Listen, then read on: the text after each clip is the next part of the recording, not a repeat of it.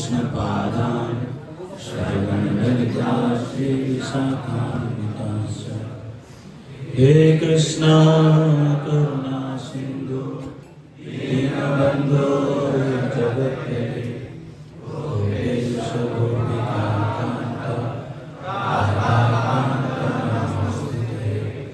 तप्त कांचन गौरांगी राधे वृंदावनेश्वरी विश्वांसुते देवी प्रणमामि हरिप्रिये। वाञ्छाकल्पतरुभ्यश्च कृपा सिन्धुभ्यश्च पावनेभ्यो वैष्णवेभ्यो नमो नमः। जय श्री कृष्ण चैतन्य प्रभु नित्यानंद श्री अद्वैत गदाधर श्रीवासादि गौर भक्तवृंद। हरे कृष्णा कृष्णा कृष्णा हरे हरे हरे राम राम राम हरे हरे। नमो विष्णुपादाय कृष्ण पृष्ठाय भूतले श्रीमते भक्तिवेदांत स्वामिने नामिने। नमस्ते सरस्वती देवे गौरवाणी प्रचारिणे निर्विशेष शून्यवादी पाश्चात्य देशतारिणे।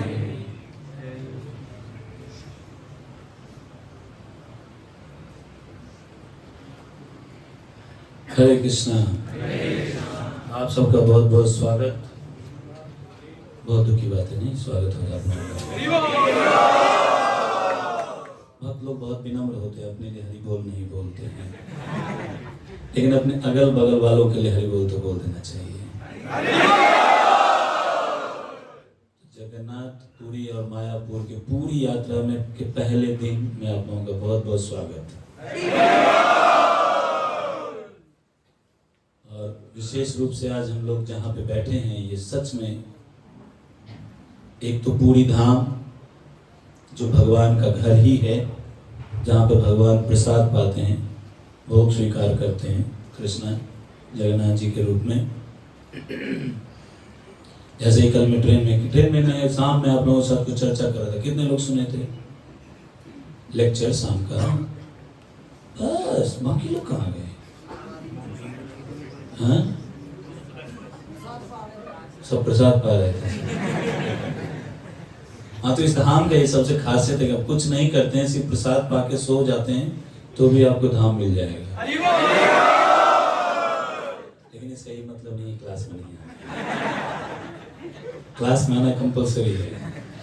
ये उनके लिए है जो सोते हुए भी सुनते हैं। हम सोते हुए सोते हैं, तो इसलिए हमारे लिए क्लास सुनना जरूरी है। अब हरि बोल नहीं निकला है, नहीं तो जय भवन देव प्रभु सब अटेंडेंस लगवा रहे हैं। ऐसा गुप्त सूत्र से मुझे पता चला है। अगली बार से आपको कैंप में फिर आने भी नहीं देंगे।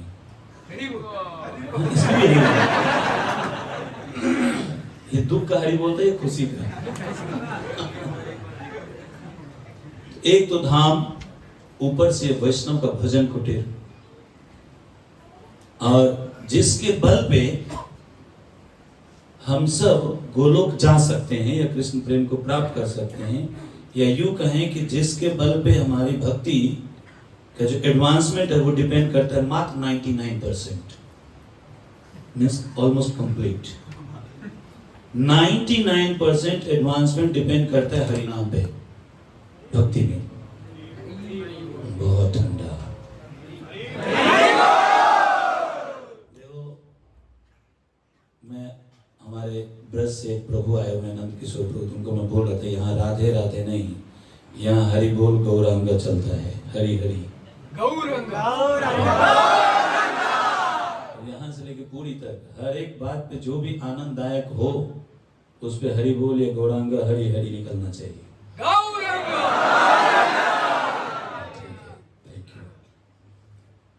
और वो जो हरिनाम है, इस यहाँ के वातावरण के हर एक धूल के कण या हवाओं को यदि कण में बांट दिया जाए तो उस हर एक कण में महामंत्र गूंज रहा है। ये वो स्थान है। जिसको बोलते हैं सिद्ध बकुल। सिद्ध बकुल क्यों बोलते हैं? सिद्ध मतलब सिद्ध है, बहुत पौराणिक है, और ना किसी पौराणिक है, स्पिरिचुअली पूरा वाइब्रेंट भी है, आध्यात्मिक शक्ति का खान है, खजाना है, इसलिए वो सिद्ध है। क्या? बकुल। बकुल एक पेड़ का नाम है। जगन्नाथ जी का सुबह सुबह ब्रश कराया जाता है जगन्नाथ जी को। तो एक दिन की बात है, रोज उनको एक विशेष पेड़ है उसका दातुन बना के ऑफर किया जाता है। एक दिन एक दातुन कम पड़ गया, तो जल्दी जल्दी में पंडा लोग बकुल का दातुन, बकुल एक पेड़ है जो आप यहाँ पे देख रहे हैं, उसका दातुन लेकर के आए, दातुन बना करके भगवान को ऑफर कर दिए। तो उस दातुन के ऊपर जो कोलगेट होता है वो कपूर होता है। हाँ, हमारी तरह कोलगेट टूथपेस्ट नहीं, उस पर कपूर होता है। कपूर डाल के भगवान को दातुन कराया जाता है। और उसके बाद जब पंडा लोग दातुन करा के बाहर आते हैं तो किसी विशेष व्यक्ति को या किसी खास अपने लोगों को वो दातुन गिफ्ट करते हैं। उसी प्रकार से उस दिन का ये जो दातुन, ये बकुल का दातुन, ये महाप्रभु के हाथ में आया, उनको गिफ्ट किया गया। किसी एक भक्त ने महाप्रभु को गिफ्ट किया उस दातुन को। महाप्रभु उस दातुन को लेकर के बहुत एक्सटेसी में आ गए कि भगवान का किया हुआ ब्रश वो हाथ में है, क्योंकि ये जो जगन्नाथ है ये सिर्फ विग्रह नहीं है, साक्षात है, साक्षात। आप यहाँ पे आए, चलो उस लाइन पे नहीं जाऊंगा मैं। कल मैं बताया था शाम में कि किस प्रकार से भगवान भोग स्वीकार करते हैं, किस प्रकार से भगवान बताते हैं कि मैं साक्षात यहाँ पे विराजित हूँ। तो मुझे सिद्ध बकुल के बारे में बोलना है, इस स्थान के बारे में। बाकी और भी टॉपिक्स हैं जिसके बारे में अभी रोज चर्चाएं होंगी, उसमें आप लोगों को डिटेल में पता चलेगा। तो सिद्ध बकुल का वो दातुन लेकर के महाप्रभु आए, अपने पास रखे थे। और ये जो जगह है, भगवान चैतन्य महाप्रभु जब संन्यास ले लिए और कटवा से शांतिपुर में आए, अपनी माँ सच्ची माता से मिले, सभी नवद्वीप वासियों से मिले। सबने कहा कि प्रभु आप यहीं रहिए, आप कहीं मत जाइए। महाप्रभु तो विचार के थे कि मैं वृंदावन जाऊंगा, वृंदावन में रहूंगा। सच्ची माता का आदेश था कि आप वृंदावन मत जाओ, आप जाओ पुरी, उड़ीसा जाओ, क्योंकि बंगाल और उड़ीसा में कुछ खास अंतर नहीं और ज्यादा दूर भी नहीं है, तो लोगों का आना जाना रहेगा। तो मेरे पास कुछ खबरें आती रहेंगी, आपके हाल समाचार मुझे पता चलता रहेगा। तो इसलिए आप पुरी में जाइए और वहीं पर अपने संन्यास धर्म का पालन करके भक्ति या प्रचार जो भी आप कार्य करना अपना करिए। महाप्रभु सारे नवद्वीप वासियों को सांत्वना देकर के, उनको आशीर्वाद देकर के पुरी आ गए। जब आने लगे तो वहीं पे उनके एक महान भक्त श्रील हरिदास ठाकुर भी थे। उन्होंने महाप्रभु से बहुत विनती की कि प्रभु आप तो जा रहे हैं, लेकिन मैं क्या करूं? आपके बिना मैं रह भी नहीं सकता यहाँ, और मैं पूरी जा भी नहीं सकता। कोई पूछ सकता है कि ऐसा क्या, हरिदास ठाकुर क्यों नहीं पूरी आ सकते? हर एक व्यक्ति पूरी आ सकता है, लेकिन हरिदास ठाकुर की विनम्रता का प्रदर्शन हर एक कदम पे हम देखेंगे, लेकिन उतना डिटेल में तो नहीं डिस्कस हो पाएगा। जितना भी हम संक्षेप में चर्चा करेंगे उसमें आप देखना गौर से, हर एक कदम पे हरिदास ठाकुर की विनम्रता कैसी है।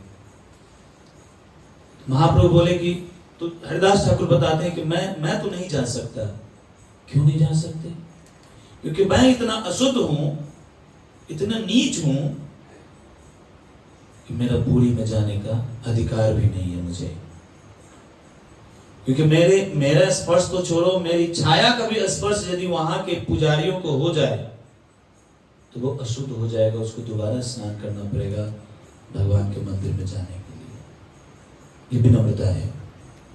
हरिदास ठाकुर कौन है? नाम के आचार्य हैं। चैतन्य महाप्रभु उनको नामाचार्य का उपाधि दिए हैं। नाम क्या आचार्य? वो हरिदास ठाकुर ऐसे कह रहे हैं कि मेरे छाया के स्पर्श से भी पुजारी अशुद्ध हो जाएगा, इसलिए मैं पूरी कैसे जा सकता हूं। महाप्रभु उनको भी सांत्वना दी, उनको बोले आप यहाँ रहो, और साथ में जब भक्त लोग यहाँ से आएंगे नवद्वीप रथ यात्रा मनाने के लिए, तो आप वहां आना। और ऐसा ही हुआ, जब महाप्रभु यहाँ पे आए तो काशी मिश्र के घर, जो गंभीरा के नाम से जाना जाता है, वहां पे महाप्रभु अपना निवास स्थान बनाए। वहीं भजन कुटीर में भी निवास स्थान, जो भी आप समझिए, इसके बारे में है टॉपिक, इस पर डिस्कशन होगा गंभीरा के बारे में, मैं जस्ट टच करते हुए जाऊंगा। गंभीरा में महाप्रभु रहे। जब नवद्वीप से सारे भक्त लोग आए तो सब महाप्रभु को प्रणाम कर रहे हैं, आके मिल रहे हैं। और स्वरूप दामोदर और उनके असिस्टेंट महाप्रभु के गोविंद, ये दोनों सभी अतिथियों के सिर में चंदन लगा लगा करके, फूलों की माला पहना पहना करके स्वागत कर रहे हैं। भक्तों का भीड़ है, हजारों भक्त आए हुए हैं, सब महाप्रभु के दर्शन कर रहे। महाप्रभु एक एक से मिल रहे हैं, लेकिन महाप्रभु की आंखें एक अपने विशेष भक्त को ढूंढ रहा है, और वो बोल रहे हैं कि हरिदास कहाँ है। सब देख रहे हैं, हम सब तो हाल समाचार पूछ रहे, बातचीत कर रहे हैं, महाप्रभु बीच में हरिदास को पूछ रहे हैं, हरिदास कहाँ है? हरिदास नहीं आया। तो सबने कहा हाँ हरिदास तो आए हैं महाप्रभु, कहाँ है कहाँ है? तो सबने देखा कि दूर से, बहुत दूर से, रोड से ही हरिदास ठाकुर महाप्रभु को प्रणाम कर रहे हैं, दंडवत मारे हुए, नजदीक नहीं आ रहे हैं। विनम्रता, मैं नीच हूं, दैन्यता, विनम्रता। भक्ति में आगे बढ़ने के लिए दैन्य, विनम्रता का भाव बहुत जरूरी है लाना। लेकिन हमारे मिथ्या अहंकार के कारण, भौतिक उपलब्धि के कारण मिथ्या अहंकार इतने चरम पे है, तांडव करता है सिर पे, हम किसी से कम नहीं वाली बात हो जाती है। हर एक चीज में, जैसे भी आप लोगों को कुछ रूल रेगुलेशन, कुछ शेड्यूल दिया जाएगा, उसमें आप यदि उसको 100% फॉलो कर रहे हैं, तब तो आप विनम्रता का प्रदर्शन कर रहे हैं। और यदि उसमें आप थोड़ा सा भी अपना प्लस माइनस करते हैं, मीन्स आप अपना चला रहे हैं, और वो भगवान को पसंद नहीं है।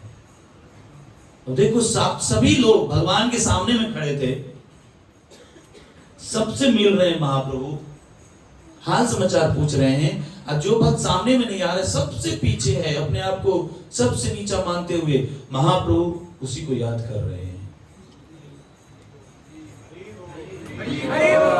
किसमें फायदा है? आगे आने में फायदा है या पीछे रहने में फायदा है? जोर से, किसमें फायदा है? पीछे रहना मतलब विनम्रता है। मैं सबसे आगे दिखाऊंगा अभी कलाकारी अपनी, नहीं, भगवान इससे खुश नहीं होते हैं। एक ही कलाकारी से भगवान खुश होते, वो है विनम्रता।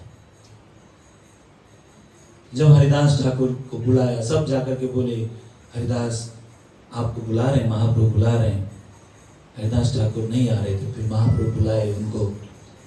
फिर हरिदास ठाकुर अपनी हृदय की बातें प्रकट करते हैं कि महाप्रभु मैं यहीं रहना चाहता हूँ, यदि मेरे लायक कुछ कोई एक ऐसी जगह मिल जाए जहां पे मैं जाकर के भजन कर सकूं। मैं यहां तो नहीं आ सकता, क्योंकि मंदिर के पास मैं नहीं जा सकता।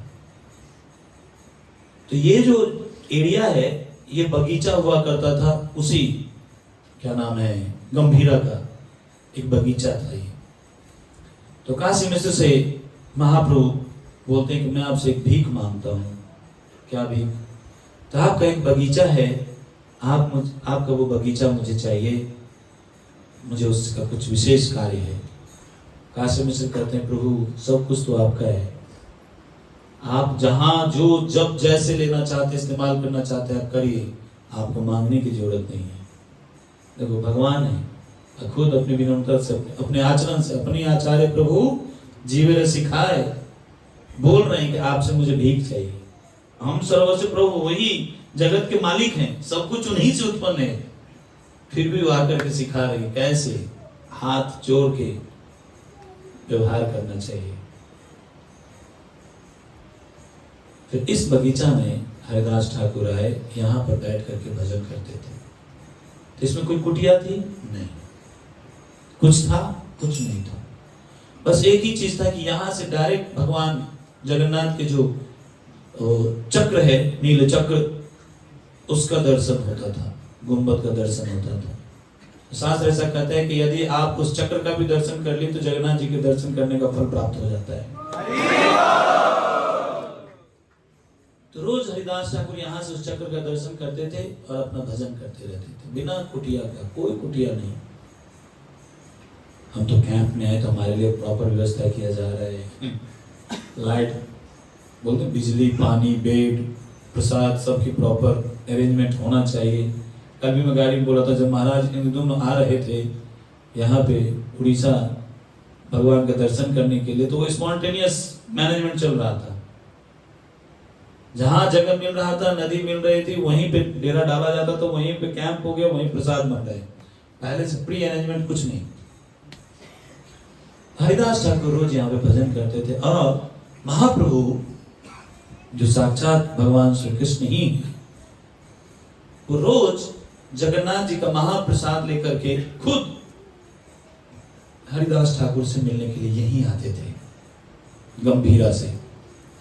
जहां से हम उस गली में घुसे थे, एंट्री मारे थे, उससे थोड़ा सा हार्डली 50 या 100 मीटर और आगे जाएंगे तो बाएं हाथ पे गंभीरा है, जहाँ पे महाप्रभु रहते थे। वहां भी जाएंगे हम लोग कल परसों में, जब भी जाएंगे।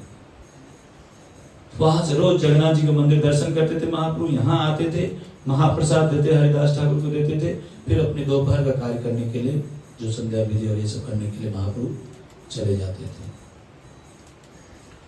एक दिन की बात है, महाप्रभु विचार किए कि मैं आज हरिदास ठाकुर से, कुछ दिन हो गया, 2-4 दिन, लेकिन महाप्रभु बहुत विशेष चिंता लेकर हरिदास ठाकुर के पास आए।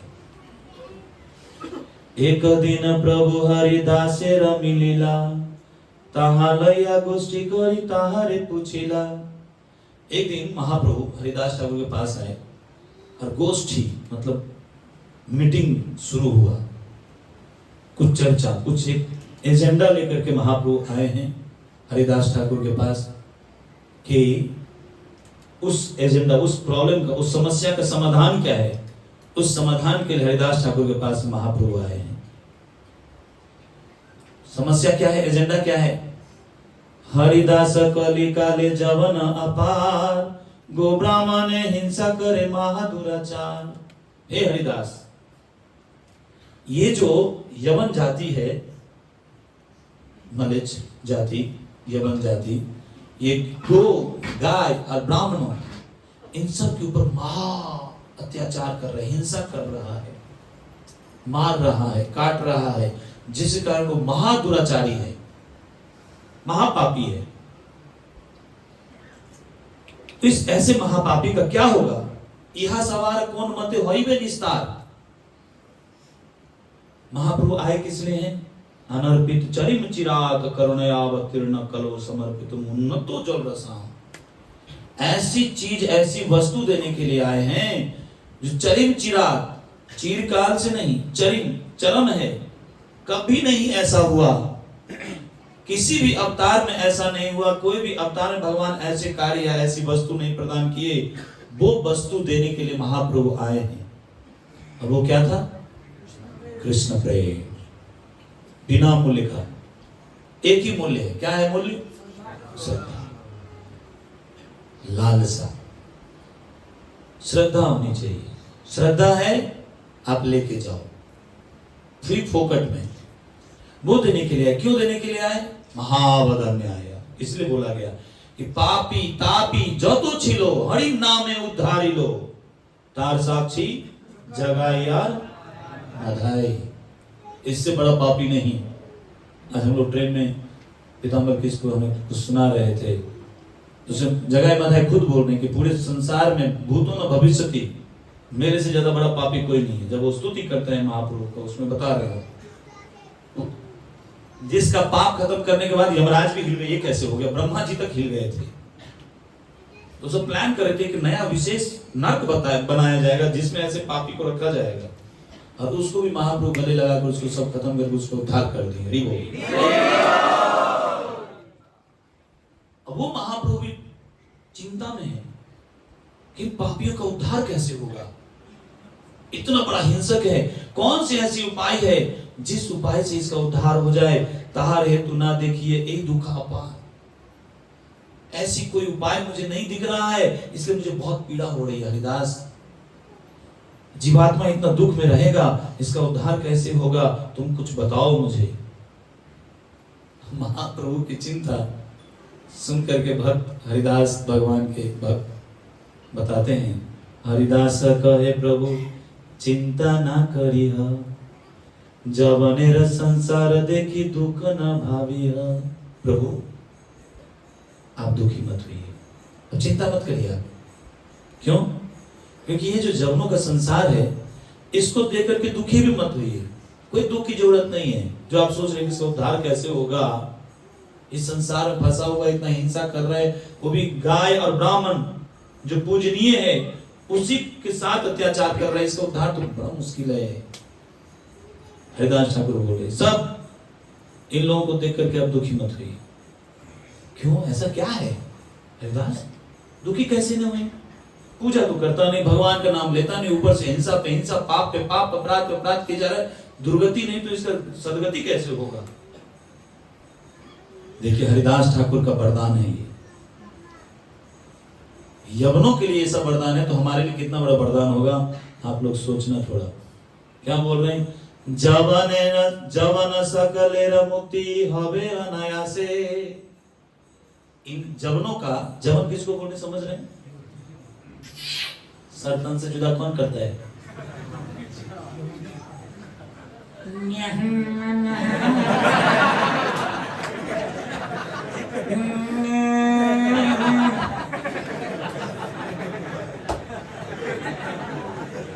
गाय और ब्राह्मणों को कौन सताता है? वही जताता है। हमारा यहाँ सीखा होता है, उसका यहाँ होता है। बड़े भाई का कुर्ता और छोटे भाई का पैजामा,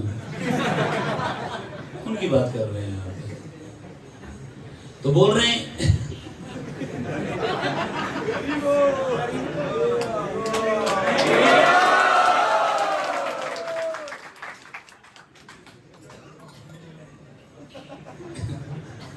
तो ये बता रहे हरिदास कि यवनों का उद्धार तो अनायास हो जाएगा। अनायास? हाँ, अनजाने में भी हो जाएगा। ऐसा क्या है? ऐसा कौन सा चमत्कार होगा? कोई जादू है क्या? कुछ ऐसी चलने वाला है क्या? हाँ, कैसे? वो बोल चाल है, जो बात जो ऐसे करता है ना ये लोग, बातों बातों में उसका उद्धार हो जाएगा। इतना डिस्काउंट कैसे? बोले हाराम बोली कहे नामा भाषे।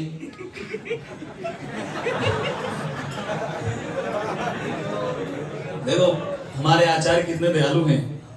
बोले वो जो हराम बोलता है ना, ये हराम है, ये हराम है, हराम है, हराम है, तो उसमें राम आ रहा है। तो वो जो राम है, महाप्रेम भक्त कहे हराम जवन भाग्य देख लय से ही नाम।